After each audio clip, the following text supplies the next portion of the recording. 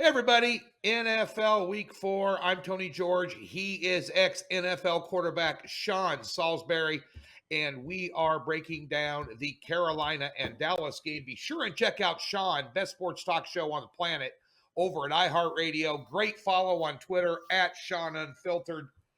And Sean, we're talking about Carolina and Dallas here. You and I, at length last week, talked about Sam Darnold after we saw him up against Houston. We know kid can make all the throws. We know he's surrounded by a better football team at Carolina. Carolina's got the number one defense in the NFL, number one scoring defense in the NFL, number one overall defense in the NFL. Now, if you take a look at their schedule, Houston, New Orleans, who was ravaged with a little bit of a COVID, and they played the Jets. So this is where the rubber meets the road. This weekend, Dallas off a huge, actually a surprising blowout win over Philadelphia in a divisional game, which I thought would be a lot closer than that. Dallas's defense looked good in that game. Sean, Dallas is laying 5 points here at home, total 50.5. You got the number one defense in the NFL, whether it's smoke and mirrors or not, Sean, catching 5 points against the number 26 ranked defense. You're an old NFL savvy old veteran. Usually that doesn't play out very well, but still laying 5 points here. Your thoughts? Yeah, and I know it's a short week as well, but the Cowboys are staying at home, so they don't have to go on the road in a short week. Right. This game is a perplexing one for me to pick this week because I actually think, even though the personnel says that they've played against, may say, not great defense or offenses. I mean, meaning like you said, the Jets, the Texans, and then the one is the Saints. But the Saints truly are not. They're getting guys back now. They're only throwing it about 20 sometimes a game, so we're not even seeing their full arsenal. But the pressure they're putting on quarterbacks, it doesn't matter what defense you run, they are getting after it. And I love what Matt Rule and his offensive coordinator on the offensive side, Joe Brady, are doing. And defensively, they're coming to get you now. And it was Phil Snow, I believe, is his defensive coordinator, if I'm not mistaken. Yeah.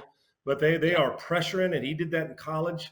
I love it. So for me, listen, I think the Dallas Cowboys can score with any team on the planet. I do. And I think Dak Prescott, if you're still not sold on Dak Prescott, then you're not watching the same football game I'm watching. I can tell you that. Right. The guy is a monster. Now they got both running backs back into the mix. Their offensive line protecting him. He can beat you on the edge. I love what he's doing, with the decision making, and he's accurate. There's nothing not to like. The other side of the ball will be the key. You take it strength versus strength, offense versus defense on one side, and then you say, okay, if there is a weakness on both sides, do you say Carolina? I guess their weapons on, and then the Cowboys. Then you get the dynamic part of Darnold. You get the dynamic part of Micah Parsons, who is a phenomenal football player with the Cowboys. And I say, okay, which one's the better of the perceived two weeknesses? And I would say, while I love the way Darnold's playing, I think Dan Quinn's doing a better job with them. I do. And I think they're getting some turnovers and they're turning the ball over. I think this is the week for me. I don't think McCaffrey's playing. Is he not playing this week? Exactly. No. And I knew he's out for a couple weeks, I think, at a little more extended time. That is difficult because the way you deploy him in mismatch issues, one of the great mismatches in the league in the running back position. I think Darnold will play well, but I think there's going to be a couple turnovers. And I know it's a lot, and I know it's a short week, but I know it's at home. I think the Cowboys are going to boat race the East. I do. I just do, as long as they're healthy. I think Carolina comes down to earth a little bit this week because I think Prescott's got the ability to deal and beat pressure. I'm actually taking the Cowboys, and I'm going to lay those points. I think this is a touchdown victory at around 6. I do. And you just got to – I always am guarded against there's 2 minutes to go and Darnold goes down in backdoor. I see that too often with defenses playing soft. But I like the Cowboys in this game. If it was up around 7, I'd be different, or 6.5 would bother me. But at 5 points, I think the Cowboys can win this by a couple field goals, by a touchdown, and maybe get a turnover for Darnold in the short field. I like the Cowboys, but I think their offense is more equipped, and we're in an offensive league to deal with pressure than the other 3 offenses they've played. I'm taking the Cowboys in this, and I don't like favorites this high. I like the Cowboys in this game. Well, a couple of things come to mind. You mentioned the short week for Dallas. It's a long week for Carolina because they played the previous Thursday night. So they've had 3 extra days to prep for this. And if they had McCaffrey in the backfield, I'd be all over him +5. No question. I agree. But Agreed. so taking away McCaffrey from Darnold is like taking away Jerry Rice from Joe Montana. Taking away Derrick Henry from Ryan Tannehill. Right? Exactly. Look at the difference it would make. Yeah, you go down the list. That's exactly what we're talking about here. I do think with that defense of Carolina's, despite the schedule that they played, it is for real. They are aggressive. They get after the passer. If you watched Rule coach at Baylor, you watch him coach at, where'd he come from? Temple. Before that, He had tough-nosed defense, aggressive, athletic defensive linemen. I think the balance that what Dallas has in the running game between Pollard and Elliott is very impressive. That might be the best 1-2 punch in the NFL. I think maybe Kareem Hunt and Chubb up in Cleveland. Right. Cleveland might argue that point, but they're 1 and 2 right there.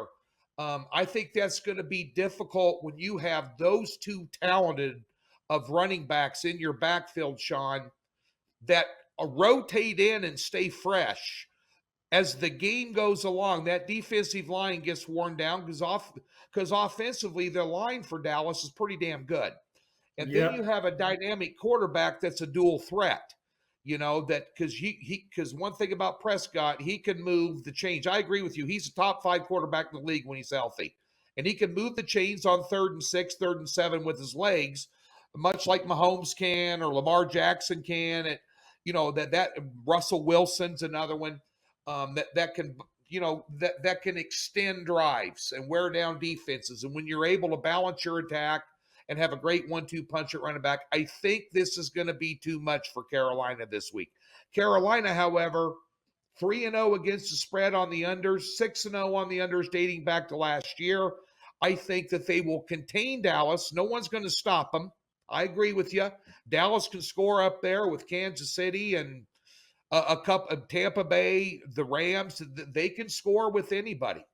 We've already seen that what they did against Tampa Bay's defense. So I do like sniffing the under here a little bit at 50.5. I think it's going to be a lower scoring game because Rule's going to play to that strength. He knows he's outmanned offensively.